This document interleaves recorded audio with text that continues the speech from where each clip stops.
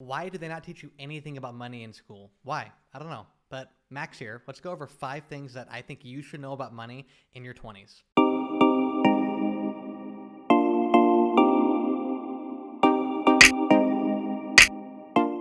These are all going to sound foreign, to be completely honest with you, because you're never taught them, and you're actually taught usually the opposite in most instances because the teachers you've had are all fake teachers. They're not actually teachers who know what they're talking about. So, number one is saving money is a terrible, terrible idea. Now, having an emergency fund and having a little bit of cash reserve as liquid is a good thing. But saving just for the sake of saving to feel secure, let's break down why that's a terrible idea. Well, you're soon going to be entering a very, very high inflation period. The Fed is going, or B of A said it's going to be transitory hyperinflation. Which, what does that mean exactly? It's a big acronyms and big words to mean this. If you have $1,000 in the bank, and we have 10% inflation, let's use easy numbers. $1,000, 10% inflation. At the end of the year, that you're still gonna have $1,000 in the bank, but that money is actually gonna be only have the purchasing power of $900. So you still have $1,000, but you've shaved off 10%. That's how inflation works. That's why inflation is a terrible thing and it sucks. However, 2021 going beyond, we're going to experience even worse inflation thanks to all the money printing. But besides that, the transitory transitory hyperinflation that B of A is forecasting may only last a little bit of time. I'm hoping it lasts a very, very short time for everyone's sake. But here's also why you shouldn't save. Here's the summaries of standout online savings account. How about that for a joke? Here's American Express, Citi, Marcus, huge brokerages, gigantic companies. Look at that, 0.4% with no bounce. Oh, but Citi gets you even more. It's about 0.5%. Wow, look at that. So let's do a calculation on that. So if you have $10,000, you put it into the savings account. Let's use the big savings account, which is 0.5%. Big, right? $10,000, you put it in for a year. You don't add anything. You just keep it there. At the end of the year, you're going to have $1,050. Wow, $50 in interest. Are you about to set the world on fire or not? No, you're not. That's why it sucks. Saving sucks. Take away the 10% inflation. Savings is a terrible idea only for very, very short-term cash reserves. Saving is a terrible idea. Second thing you should know, employees pay the most tax out of everybody. How does the old adage go? Go to school, get a job, buy a house, put your money into a 401k and let the money managers handle it. Yeah, that is terrible advice. But let's go back to taxes for a second. Go to school, get a job. Okay, you have the job. That's great. Well, here's why it sucks being an employee and why you need passive income. As an employee, if you're making a meager middle class income, you're paying 22% tax with a pittance of a, of a write-off, the standard deduction. But the reality is 22% of $40,000. That's really not that much to live on. That's really not much at all, which is why passive income is the key. Because passive income, you pay nearly zero tax. Now, I can't say you pay zero, although many people who have a ton of real estate holdings don't talk about taxes, or they claim they pay very little, and sometimes even zero. The mortgage expense, the mortgage interest you can write off, the repairs, all sorts of things you can write off as a business expense. That's why passive income when you own real estate is really, really, really where you should be going. Because if you're like me, you want to give as little money to this terrible government as possible.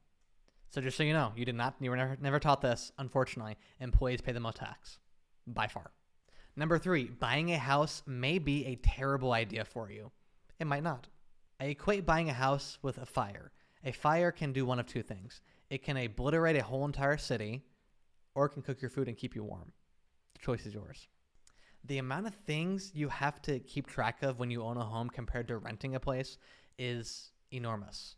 The roof, the drywall, the plumbing, the wiring, the property taxes. That's just 5 off the top of my head. There are so many things, and buying a house for people who are not mechanically or inclined or just have a ton of money is usually, a lot of times, a terrible idea. Now, I say that when I bought my first house at age 21 because it was a good idea. Because the market was low. I found a good deal. I was marrying my honey. And that's where it all worked out. Now, it didn't work out. Well, that's okay. But everything lined up in a row. Sometimes people want to buy a house just to do better on taxes. That's a terrible idea to buy a house. Never. If anybody tells you that, slap them silly, because that's a terrible idea. Every situation is very different, so please, please, please do a ton of research on whether buying a house is really for you, because my first year of homeownership, I found rats all the time in the garage, as well as walking out to the kitchen for a midnight snack. It was eating my avocado, and I wanted my avocado toast that next day. Let's just say I was furious. Next thing to know is there's no such thing as a, quote, stable job. We're taught for years and years and years that getting a stable job is what we're going for. So you can make a meager middle-class income, and you can make sure you buy the house and lease the Mercedes in your garage, right? No. The fact is this. You can be laid off from a job if you're an employee at any moment for any reason. Now, there are some discrimination, laws in place, which are very, very good, so we don't actually discriminate based upon those kind of things. But the reality is, if the company is bought out, if it's absorbed, if sales go down, who's to say they're going to keep you? Unless you're really valuable. Now, if you're really valuable, good for you, but most people are just somewhere in the middle, mediocre, average. So a stable job doesn't exist. The only way you can have a stable job, which means you have to write your own check. You have to be able to create your own income.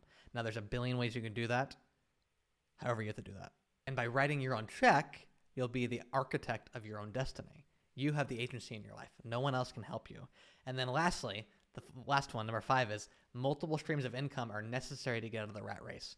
Now, being in the rat race, the 9 to 5, the going to a job you hate every single Monday morning is literally the worst thing ever. Actually, Sunday night, you think about what you have to do the next day on Monday morning, and it makes for a terrible evening. Yeah, if you're in that mentality, you're in the rat race, and the rat race is a terrible place to be. And the way you get out of the rat race is having multiple streams of income, whether that be online, real estate, stocks, the limits. There are no limits. It's literally limitless on how many things you can have. But the reality is this. Most millionaires have multiple streams of income, 4, 5, 6, 7, 10, 15, whatever it may be. You want to make sure you're getting paid on a daily basis, or at least a weekly basis, to keep everything going. But that multiple streams of income is very important. And that's very different because we're taught, get the good job, and the good job is going to keep you afloat, stay with the same company. That's just not reality anymore. That's not 21st century. The gig economy is alive and well. The entrepreneurship in the online world is booming like no one's ever seen before. The amount of reach you can have on the internet is literally mind-boggling. So the last one is multiple streams of income are completely necessary to get out of the rat race.